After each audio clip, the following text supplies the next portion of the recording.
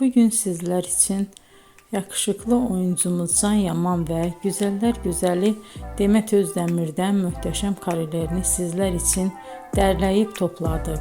Can Yaman İnadına Aşk, Bay Yanlış, Dolunay, Erkenci Kuş dizi gibi dizilerde rol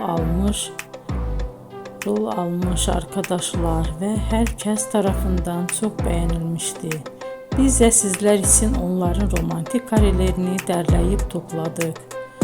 Arkadaşlar, bu fotoların devamını gelmesini istiyorsanız emeğimize saygı olarak kanalımıza abone olup bol bol yorum yazmayı unutmayın.